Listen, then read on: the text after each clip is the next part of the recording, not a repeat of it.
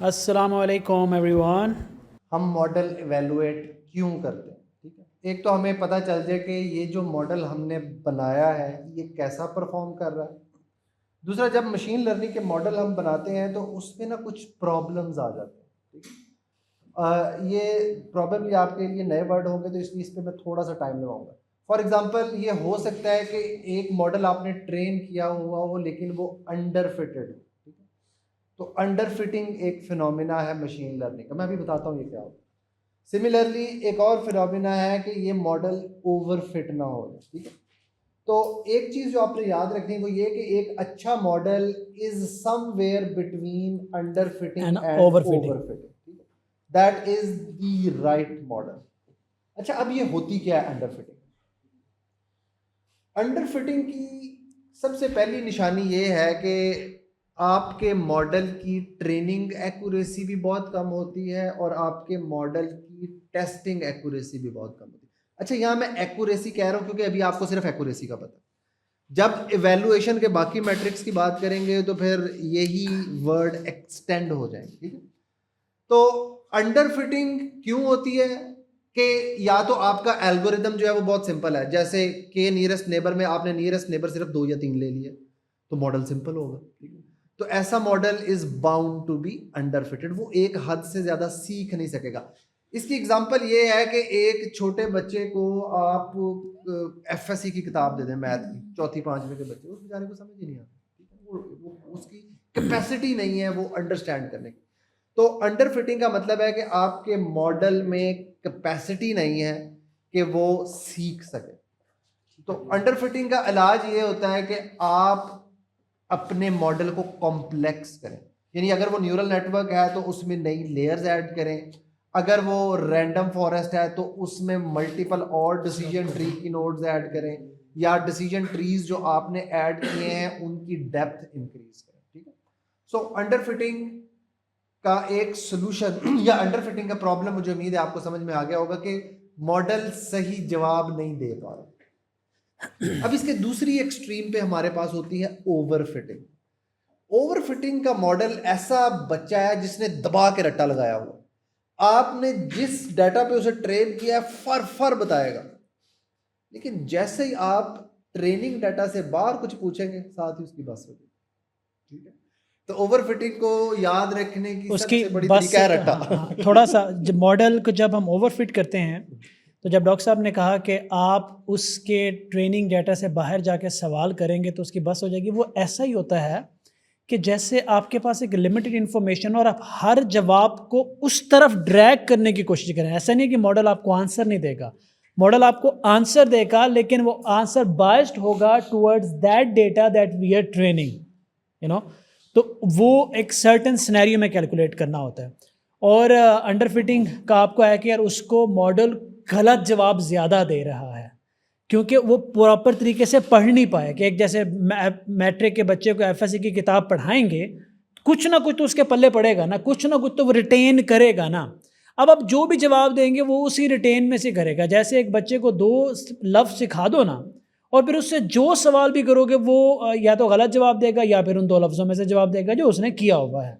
तो mostly wrong answers आ रहे होंगे। जब ओवर फिट होगा तो ज़्यादा बायस्ड एंड रॉन्ग आंसर आते हैं टुवर्ड्स दैट डाटा जो आपने उसको दे दिया, बायस्ड एंड रॉन्ग हो जाता है। और ये ज़रूरी नहीं होता कि हर जगह सिर्फ under fitting and over fitting को बैलेंस करके ही मॉडल को हम सही कर सकते हैं। एक्यूरेसी इज़ वन थिंग, बाकी आगे जैसे जैसे आता जाता है तो हम उस तरह वो करते जाते हैं। बिल्कुल सही, थैंक यू सो मच। तो इरफान ने जैसा कि बताया कि अंडर फिटिंग में मॉडल बहुत सिंपल है, ओवर फिटिंग में मॉडल ज़रा ज़्यादा कॉम्प्लेक्स हो गया। जैसे आपके सामने एक पिक्चर नज़र आ रही है, इसमें कुछ डाटा पॉइंट्स है, आपके साथ आपको ना रिग्रेशन याद आ जाना चाहिए जब मैंने कुछ पॉइंट्स लगाए थे और उसके बाद हमने लाइन ड्रॉ की थी। अब इस केस में इस डाटा को एक लाइन प्रिडिक्ट कर सकती थी, लेकिन इस केस में हमने एक इंतहाई कॉम्प्लेक्स और बुरा सा कर्व है जो ज़बरदस्ती पॉइंट्स से गुजारा है। तो इसका मतलब है कि हमने जानबूझ के एक बहुत मुश्किल कर्व से इस डाटा को मॉडल किया जबकि एक सिंपल लाइन कर सकती है। अब इसका नुकसान क्या होगा? इसी डाटा में जब कोई नया पॉइंट आएगा तो ये कर्व तो उस पॉइंट को प्रिडिक्ट ही नहीं कर सकेगा। ठीक है, तो ये ओवरफिटिंग का मसला है। मैं मशीन ओवर फिटिंग लर्निंग। का हाँ, एक एग्जांपल दूं आपको रियल प्लीज। लाइफ में से। आप इमेजिन करें कि आप ये एक्चुअली हम भुगत चुके हैं, जो मैं एग्जांपल देने जा रहा हूँ, भुगत के ठीक भी कर चुके हैं। आप जाएं किसी डॉक्टर के पास, अंदर क्लिनिक के अंदर एंटर हो, डॉक्टर साहब मेरे पेट में दर्द है, और वो कहेगा ये लो दवाई। नोटिस किया क्या हुआ कि उसने आपसे फर्दर कुछ नहीं पूछा, उसको ट्रेन किया गया था यार पेट दर्द का पेशेंट आया तो आपने ये करना है। या तो हम जब जीपी पॉड अपना डॉक्टर एआई डॉक्टर बना रहे थे तो उसमें एक टाइम आया था जब डॉक्टर हमारे से 2 सवाल भी नहीं पूछता था, 4 सवाल पूछता था, उठा के मैं दे देता था यार ये लो ट्रीटमेंट। अब एज ए पेशेंट हम हैरान होते थे यार अभी तो हमने इसने 2 बातें पूछी हैं, सीधा ही हमें इसने इलाज बता दिया है। तो फिर एक्चुअली पेशेंट जो हैं कंफ्यूज हो रहे थे, तो फिर उस मॉडल को एडजस्ट करना पड़ा कि यार जो सवाल पूछने के हैं तो पहले उससे तो पूछो, फिर उसके बाद कंक्लूजन्स की तरफ जाओ। That's a tiniest, it was not only over fitting but that's tiny real life example. In other words, आप एक डॉक्टर के पास जाते हैं, आपको वाकई ही थकावट की वजह से कोई बुखार हुआ और वो आपके टेस्ट करा कर आपका बेड़ा गर्क कर देता है। वो कह रहा है यार समझ नहीं आ रही, इट सीम वेरी कॉम्प्लेक्स, आपको मसला क्या है यार, तेनों लाहौर लेके जाना पड़ेगा। ठीक है, वो मॉडल जो है ना वो अंडरफिटेड है। ठीक है, वो अंडरफिटेड है। और जो दूसरे एंड में है जो सीधा ही कह रहा है कि भाई ये लो गोली खा लो ठीक हो जाओगे। ठीक है, तो हम क्योंकि एआई के डॉक्टर्स बना रहे हैं तो हम थोड़ा सा उसको रिलेट कर पा रहे, but it's not totally overfitting and underfitting, but you can relate that कि जब आप मॉडल्स अपने डिज़ाइन करोगे, जब इस तरह के चैलेंजेस आएंगे तो you have to strike that balance. Doctor साहब बिल्कुल सही। अच्छा, इससे रिलेटेड, अंडर फिटिंग और ओवर फिटिंग से रिलेटेड ना एक कॉन्सेप्ट है जो बड़ा फंडामेंटल है मशीन लर्निंग में। वो ये है कि गिवन डाटा पे आप एक मॉडल को जितनी बार वो ज़्यादा डाटा दिखाएंगे उतना वो मॉडल ऑप्टिमाइज होगा, लेकिन जितना वो ऑप्टिमाइज होगा उतना वो अनसीन डाटा पे जवाब देने की कैपेसिटी लूज कर जाएगा। इसे कहते हैं trade off between optimisation and generalisation. ठीक है, ये मशीन लर्निंग का बहुत इंपॉर्टेंट ट्रेड ऑफ है, ऑप्टिमाइजेशन एंड जनरलाइजेशन। मैं बताता हूं दोनों क्या होते हैं। और ऑप्टिमाइजेशन ये है कि आपने डाटा को बार बार दिखा के मॉडल को बहुत अच्छा ट्यून कर लिया, वो प्रेडिक्शन अच्छी करता है। जनरलाइजेशन ये है कि अनसीन डाटा पे वो मॉडल कैसा बिहेव करता है। ठीक है, तो ये हमेशा हमें ज़हन में रखना चाहिए कि अगर आप गिवन डाटा पे मॉडल को बार बार ट्रेन करेंगे तो वो 100% एक्यूरेसी दे देगा उस गिवन डाटा पे, लेकिन इसका ये मतलब हरगिज़ नहीं है कि वो अनसीन डाटा पे भी 100% एक्यूरेसी देगा। ये काम यूजुअली वलीउल्लाह ही किया करते हैं, मशीन लर्निंग के मॉडल नहीं करते। ठीक है, तो ये चीज़ हमें ज़हन में रखनी है कि हमने इतना ज़्यादा ऑप्टिमाइज नहीं करना अपने मॉडल को कि उसकी जनरलाइजेशन की कैपेसिटी ख़त्म हो जाए। तो इसीलिए मैंने कहा था the right model is somewhere between under fitting and over fitting. ठीक है, तो हमें ये पता चलाना है कि हमारे जो गिवन एल्गोरिदम से हमने मॉडल बनाए थे उनकी प्रेडिक्शन की कैपेबिलिटी कैसी है, क्या वो अंडर फिटेड तो नहीं है, क्या वो ओवर फिटेड तो नहीं है।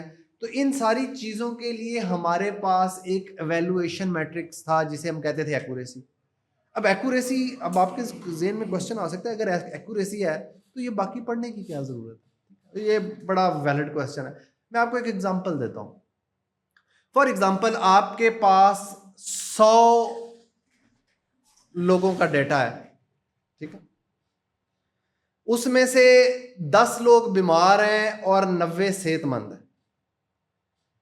मैंने एक मॉडल बनाया और वो मॉडल कम है और डिसेप्शन ज्यादा है। वो मॉडल क्या करता है, जो भी इनपुट दो वो कहेगा ठीक है, बंदा सेहतमंद है।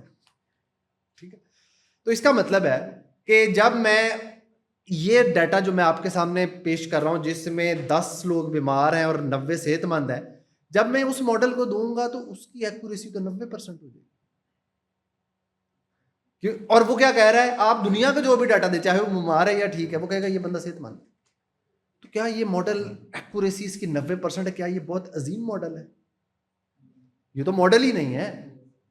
इसका मतलब है कि एक्यूरेसी अच्छा मेजर तो है, लेकिन ये इतना भी अच्छा नहीं है कि आप आंखें बंद करके हमेशा एक्यूरेसी कैलकुलेट करें और खुशी से झूमें कि यार हमने तो बहुत तबाहकुन मॉडल बना लिया। ऐसा नहीं होता। खास तौर पे जब आपके पास दोनों क्लासेस, आपको पता है ना ये डाटा को हम क्लासेस में डिवाइड करते हैं, पॉजिटिव और नेगेटिव क्लास। अगर आपके पास दोनों क्लासेस का डाटा बराबर बराबर नहीं है तो accuracy is not a very good measure. Accuracy तब आपको यूज करना चाहिए जब आपके पास बीमार भी कोई 40-45% है और सेहतमंद का डाटा भी कोई 50-55% है, यानी दोनों क्लासेस करीब करीब हैं। और इसके लिए हम एक टर्म यूज करते हैं, आपका डाटा सेट बैलेंस्ड है। ठीक है, बैलेंस्ड डाटा सेट का मतलब ये है कि आपके डाटा की दोनों क्लासेस की रेशो या उनका साइज तकरीबन बराबर बराबर है। 45-55 हो सकता है, 50-50 हो सकता है, 40-60 भी चल जाता है। ठीक है, तो इसे हम कहते हैं बैलेंस डाटा सेट। और अगर आपके पास डाटा बैलेंस्ड है तो एक्यूरेसी एक अच्छा मेजर है, आप उस पर रिलाई कर सकते हैं। लेकिन अगर आपके पास इम्बैलेंस्ड डाटा है, यानी वो 10 और 90 की रेशो में, then do not believe on accuracy. Accuracy आपको धोखा देगा। तो इसलिए एक्यूरेसी के होते हुए भी हमें डिफरेंट मैट्रिक्स इवेल्युएशन के मैट्रिक्स की जरूरत है अपने मॉडल को ये जांचने के लिए कि कौन सा मॉडल अच्छा है। जी इरफान, और अगर आपके पास डेटा आ जाए कि लेट्स से आपके पास 100 है डेटा, मतलब 2 क्लासेस हैं, एक आपके पास 8 क्लासेस हैं और एक तरफ आपके पास सिर्फ 2 क्लासेस हैं, तो ऐसा नहीं है कि आप उसको यूज़ नहीं कर सकते। You can reduce the data. आप डेटा को यूज़ करने से पहले थोड़ा बैलेंस कर लीजिएगा। ये मत कि सर डेटा ही ऐसा है ना, we can not use it. You can just reduce the class and just keep it close, और उसके बाद आप इसको एवेल्युएट कर सकते हैं। But this is just a one thing. और जो सबसे इंपॉर्टेंट बात जो डॉक्टर साहब ने की, जिसको मैं दोबारा हाईलाइट करना चाहूँगा, बहुत सारे लोग हमें भेजते हैं, क्लासेस में भी हमने देखा, सर मेरा मॉडल बहुत एक्यूरेट है, सर मेरा मॉडल बहुत एक्यूरेट है। 99% तो ऐसे सवाब समझ के कहते हैं ना कि हमारा मॉडल बहुत एक्यूरेट है। आज इस कन्फ्यूजन मैट्रिक के बाद मैं देखता हूँ वो 99% जो है वो कहाँ जाती है, क्योंकि it is just a one part of it. अभी आगे आपने थोड़ा और देखना। बिल्कुल सही, तो बैलेंस इज समथिंग बेहतरीन। सो ये एक बड़ी खूबसूरत पिक्चर हारिस ने ऐड की है जो हमें under fitted model, over fitted model और अप्रोप्रिएट मॉडल के बारे में बता रही है। तो दरमियान में आप देख रहे हैं कि एक कर्व है, लेकिन वो बड़ा अच्छा सेग्रीगेट कर रहा है दोनों क्लासेस को। थोड़ा सा मैं आप लोगों को 30-40 सेकंड देता हूँ, चुप करके इस ग्राफ को देख के ज़रा माइंड में पेंट कर लें। Let's do that way. Think, brain active करें, think, just watch and think. मेरे ख्याल में कि अगर आपने माइंड में पेंट कर लिया तो ग्राफ तो बड़े क्लियरली डिफाइन कर रहे हैं कि क्या हुआ। पर्टिकुलरली जो इंटरेस्टिंग है ना इनमें से, वो लास्ट वन है, ओवरफिटिंग वाला। ओवरफिटिंग वाला, इसमें मॉडल क्या करने की कोशिश क्या कर रहा है, ये बड़ा अच्छा तरीके से डिज़ाइन किया, ट्राइंग टू डू समथिंग।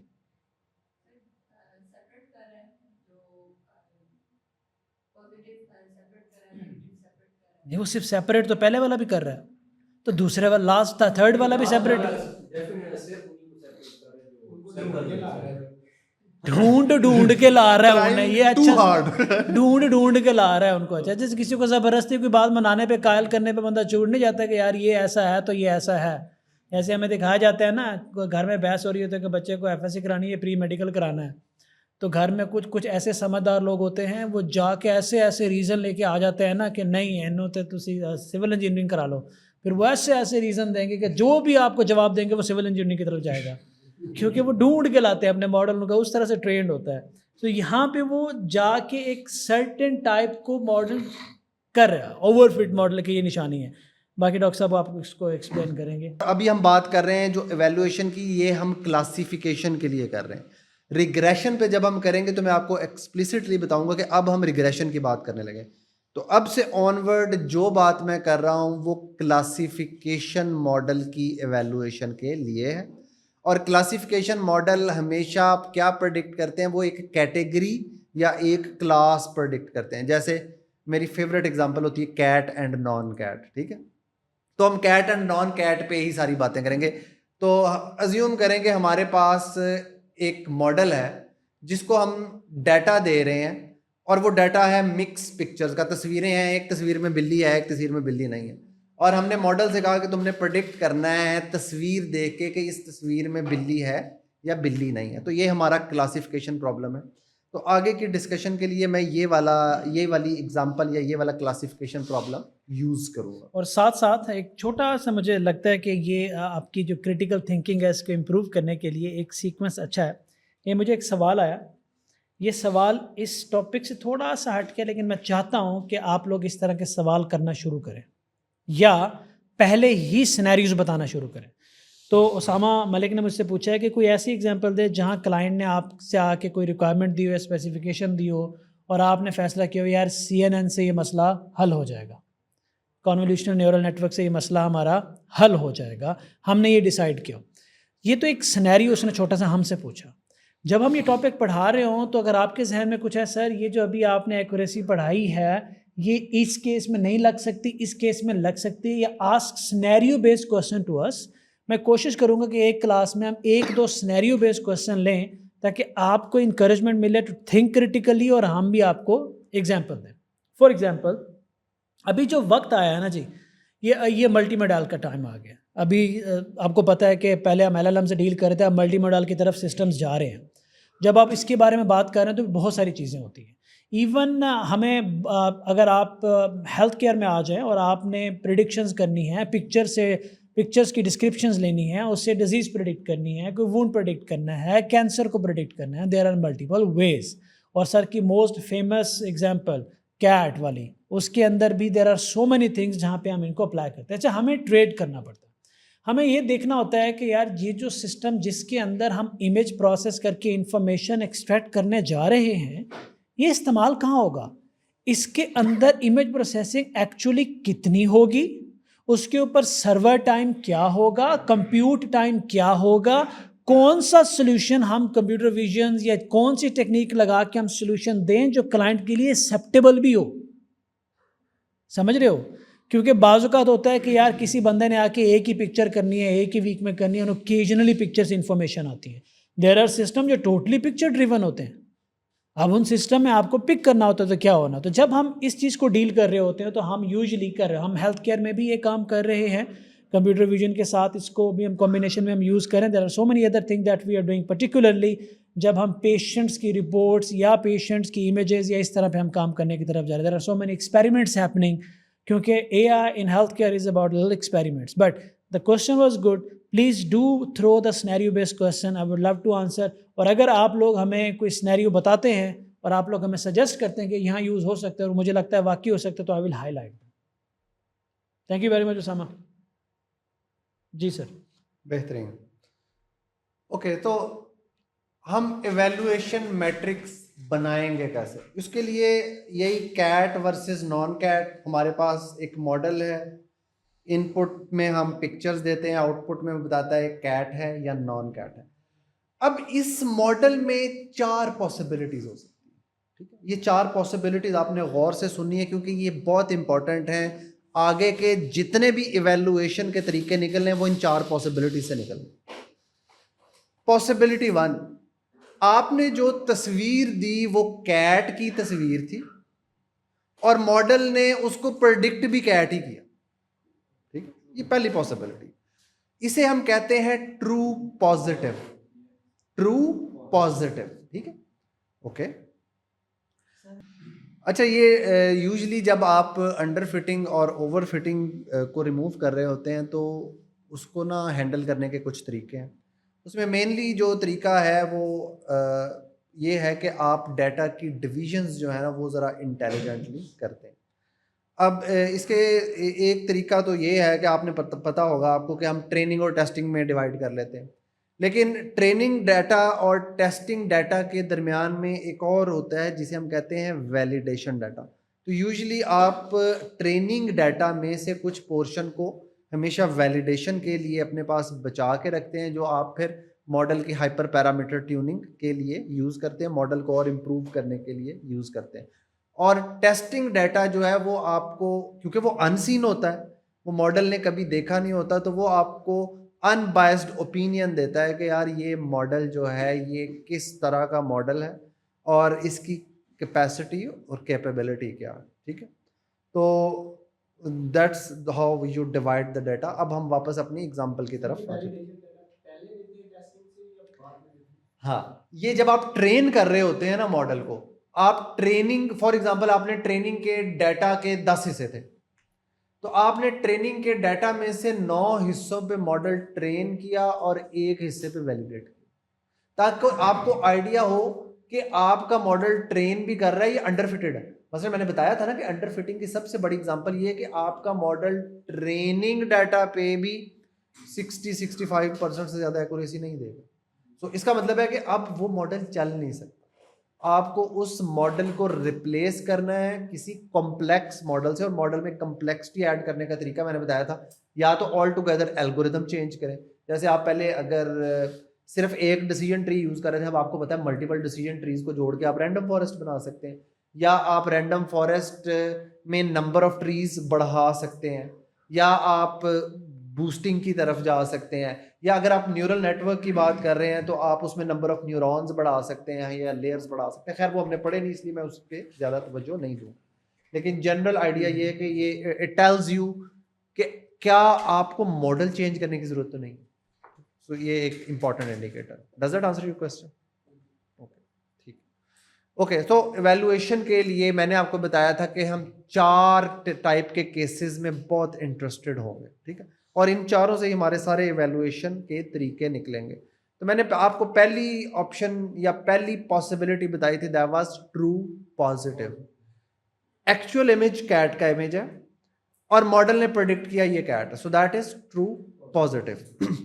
उसके बाद दूसरी चीज हमारे पास आ जाती है, वो है कि एक्चुअल इमेज नॉन कैट है, लेकिन मॉडल कहता है ये कैट है, तो उसे हम कहते हैं फॉल्स पॉजिटिव।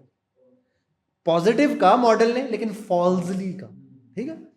तो दूसरी possibility, given picture non cat picture थी, लेकिन मॉडल ने फॉल्सली कह दिया कि यार ये तो कैट है। आपको याद है ना पॉजिटिव क्लास किसे कहते हैं, जिसको हम जानने में इंटरेस्टेड होते हैं। तो कैट नॉन कैट में हम इंटरेस्टेड ये जानने में है कि ये तस्वीर बिल्ली की तो नहीं है, हो सकता है हमने उस पर कोई एक्स्ट्रा ऑपरेशन करना हो, राइट। तो अब हमारे पास 2 पॉसिबिलिटीज होगी, ट्रू पॉजिटिव और इसके बाद फॉल्स पॉजिटिव, ठीक है। और फॉल्स पॉजिटिव में मॉडल गलती कर रहा है, ठीक है, ये आपने ज़हन में रखना। तीसरी पॉसिबिलिटी हमारे पास ये है कि हमने मॉडल को बिल्ली की तस्वीर दी, मॉडल कहता है ये नॉन कैट, ठीक। इसे हम कहते हैं फॉल्स नेगेटिव। क्लास नेगेटिव है और फॉल्सली का, ठीक है, इसे हम कहते हैं फॉल्स नेगेटिव। इसमें जो पॉजिटिव है वो पॉजिटिव क्लास के बारे में बता रहा है, जो नेगेटिव है वो नेगेटिव क्लास के बारे में बता रहा है, ठीक है। और जो ट्रू और फॉल्स है वो बता रहा है कि काम ठीक हुआ या गलत हुआ, ठीक है। तो जिधर भी गलत करेगा मॉडल उधर फॉल्स का लफज आएगा, जिधर भी मॉडल सही काम करेगा उधर ट्रू का लफज आएगा, ठीक है। मैं इसको आखिर में दोबारा एक दफा रिपीट भी करूंगा। तो अभी तक हमारे पास 3 पॉसिबिलिटीज हुई थी, ट्रू पॉजिटिव, सही काम किया मॉडल ने, ट्रू था। फॉल्स पॉजिटिव, गलत काम किया मॉडल ने, इसलिए हमने फॉल्स लगाया। फॉल्स नेगेटिव, अगेन गलत काम किया, क्यों? क्योंकि एक्चुअल पिक्चर कैट की पिक्चर थी, मॉडल कहता है ये तो नॉन कैट, तो गलत कहा ना, इसलिए इसको फॉल्स नेगेटिव कहते हैं। और आखिरी पॉसिबिलिटी आपको क्लियर होनी चाहिए कि गिवन तस्वीर भी नॉन कैट है और मॉडल ने प्रेडिक्ट भी नॉन कैट किया, इसे हम कहते हैं ट्रू नेगेटिव, ठीक है। तो हमारे पास किसी भी क्लासिफिकेशन एल्गोरिदम में, क्योंकि हम बाइनरी की बात कर रहे हैं, इन 4 के अलावा कोई 5वीं पॉसिबिलिटी नहीं हो सकती, पहली बात। इसमें से जो 2 पॉसिबिलिटीज हैं, यानी कि ट्रू पॉजिटिव और ट्रू नेगेटिव, इसमें मॉडल सही काम कर रहा है। और जो 2 पॉसिबिलिटीज हैं, फॉल्स पॉजिटिव और फॉल्स नेगेटिव, उसमें मॉडल गलत काम कर रहा है। तो इसको मैं एक दफा दोबारा रिपीट कर देता हूं। True positive, given picture cat की पिक्चर है, मॉडल ने कहा कि ये पिक्चर कैट की पिक्चर, ट्रू पॉजिटिव हो गया। गिवन पिक्चर नॉन कैट है, मॉडल ने कहा ये कैट की पिक्चर है, फॉल्स पॉजिटिव हो गया। गिवन पिक्चर कैट की पिक्चर है, मॉडल कहता है ये कैट नहीं है, फॉल्स नेगेटिव हो गया। और लास्ट पॉसिबिलिटी मैंने बताया था कि ट्रू नेगेटिव गिवन पिक्चर भी नॉन कैट की पिक्चर है और मॉडल ने कहा कि ये नॉन कैट है, ठीक है। तो ये जो चारों एंटिटीज हैं इनकी बेस पे हम ये पता चला सकते हैं, या ये चारों, अब मैं इनको कहूँगा कि ये चारों वैल्यूज हैं, ठीक है। इन चारों वैल्यूज की बेस पे हम ये पता चला सकते हैं कि हमारा प्रेडिक्शन मॉडल जो है वो कितना अच्छा परफॉर्म कर रहा है। क्या इसी को इवैल्यूएशन नहीं कहते? कि अगर हम ये पता चला लें कि हमारा मॉडल कितना अच्छा परफॉर्म कर रहा है, तो हम इन चारों वैल्यूज को एक तरीके से अरेंज करते हैं और उस अरेंजमेंट को हम एक नाम देते हैं, ठीक है। तो एक एक एक मैट्रिक्स है, वो जो मैथ के मैट्रिक्स होते हैं जिसमें रोज भी होती हैं और कॉलम भी होती हैं, पांडास में भी देखे। लेकिन अब चूंकि ये चार वैल्यू है तो ये 2x2 का मैट्रिक्स होगा। तो उस 2x2 के मैट्रिक्स में हम ट्रू पॉजिटिव, फॉल्स नेगेटिव और ट्रू नेगेटिव लिख देते हैं और उस मैट्रिक्स को हम एक नाम देते हैं और वो उसे हम कहते हैं कंफ्यूजन मैट्रिक्स, ठीक है। तो कंफ्यूजन मैट्रिक्स एक्चुअली इन चार वैल्यूज का कलेक्टिवली नाम है। तो अब आगे हारिस जो है वो थोड़ा सा एक्सप्लेन कर देंगे कंफ्यूजन मैट्रिक्स। बिल्कुल, देखें, एक चीज़ तो बड़ी क्लियर हो गई इस तमाम चीज़ से कि आप लोग जब मॉडल बना रहे हैं तो मॉडल को इवैल्यूएट करना उससे ज़्यादा ज़रूरी है, क्योंकि मॉडल ठीक बनाना आप लोगों ने। एक्यूरेसी के बारे में सारी डिस्कशन होगी अब, और आपको जो पॉसिबल सिनेरियोज़ हैं मॉडल की आउटकम के, कि क्या क्या आउटकम मॉडल की आ सकती है, वो भी हमने डिस्कस कर ली। और अब आपके सामने जो कन्फ्यूजन मैट्रिक्स आपको नज़र आ रहा है, इस मैट्रिक्स को आपको जिसे कहते हैं ना कि इंटरप्रेट करना आना चाहिए। वो बहुत इंपॉर्टेंट चीज़ है कि आप इस जो कन्फ्यूजन मैट्रिक है इसको किस तरह से इंटरप्रेट करते हैं। फॉर एग्जांपल, आपके पास अगर टॉप के ऊपर देखें एक्चुअल वैल्यूज़ आपको नज़र आ रहा है, और आपके लेफ्ट साइड पे अगर देखें प्रेडिक्टेड वैल्यूज़ नज़र आ रहा है, तो और उस पर लिखा हुआ साथ पॉजिटिव, नेगेटिव, और प्रेडिक्टेड वैल्यूज़ के साथ भी पॉजिटिव एंड नेगेटिव। जो एक्चुअल वैल्यूज़ के नीचे लिखा हुआ है कि एक्चुअली जो आपकी आउटकम्स थी वो पॉजिटिव थी और नेगेटिव थी। अब इसको देखते हैं इस तरीके से कि एक्चुअली हमारी जो आउटकम जो क्लास थी वो पॉजिटिव थी और मॉडल ने भी पॉजिटिव प्रेडिक्ट की, तो वो ट्रू पॉजिटिव हो गया। एक्चुअल वैल्यू नेगेटिव थी लेकिन मॉडल ने उसको पॉजिटिव प्रेडिक्ट किया, तो ये हो गया फॉल्स पॉजिटिव। के पॉजिटिव जो उसने फॉल्सली उसको प्रेडिक्ट किया है पॉजिटिव। इसी तरीके से आप देखेंगे कि एक्चुअली क्या था वो, अब मैं आ गया हूँ आपका थर्ड जो है कि एक्चुअली वो पॉजिटिव थी बट मॉडल जो प्रेडिक्ट कर रहा है वो उसको नेगेटिव प्रेडिक्ट कर रहा है, तो वो फॉल्स नेगेटिव हो गया। तो इस तरीके से आपने इस कंफ्यूजन मैट्रिक्स को इंटरप्रेट करना है। कुछ केसेस पे आपको इमेजेस नजर आएंगी जहाँ पे एक्चुअल वैल्यूज और प्रेडिक्टेड वैल्यूज को रिप्लेस किया हुआ होगा, तो वहाँ पे आपने उसको इंटरप्रिटेशन ही आपको हेल्प करेगी कि आप उसको किस तरह से याद रखते हैं। बट एक स्टैंडर्ड याद रख लें अपने माइंड में और हमेशा उसको फॉलो करके जब भी कहीं पे कर रहे हैं तो फ़ौरन से ड्रॉ करें और इसको आप जो है वो यूज़ कर सकते हैं। इसको मज़ीद मैंने एक्सप्लेन करने आप लोगों की स्लाइड्स में डाल दिया ताकि आप इसको पढ़ लें। मज़ीद जो है ना हम ऑलरेडी इसको कर चुके हैं। आगे हमारे पास प्रोसीजर और रिकॉल वाला आते हैं। बिफोर हम इस चीज़ के ऊपर जाएं, प्रोसीजर और रिकॉल के ऊपर कुछ डिस्कशन करते हैं। फॉर एग्जांपल, सर ने एक एग्जांपल दी थी कैट नॉन कैट वाली। अगर आप इसको रियल लाइफ सिनेरियोज में मज़ीद लेके चला जाएं और हेल्थ के अंदर ले जाएं, तो अब आपके पास आ गया एक पेशेंट जिसको कैंसर है या नहीं है, ठीक है। अब आप सपोज करें एक मॉडल बना के लेके चले गए विथ एक्यूरेसी स्कोर 88% एक्यूरेट, और अब आपके पास प्रॉब्लम यह है कि वो रियल लाइफ में इम्प्लीमेंट होना है और पेशेंट्स की रिपोर्ट्स आएंगी, उन रिपोर्ट के डेटा को देखेगा और वो प्रेडिक्ट करेगा कि इस बंदे को एक्चुअली कैंसर है या नहीं है, which is a life changing decision for anyone. अब आपका मॉडल क्या कर रहा है कि कुछ उसकी जो कैपेबिलिटीज़ हैं वो इस मामले में बहुत अच्छी हैं कि जब पेशेंट एक्चुअली ठीक हो, लेकिन वो उसको ज़्यादा केसेस के अंदर जो है ना वो प्रेडिक्ट कर दे कि इसको कैंसर है, डिजीज़ है।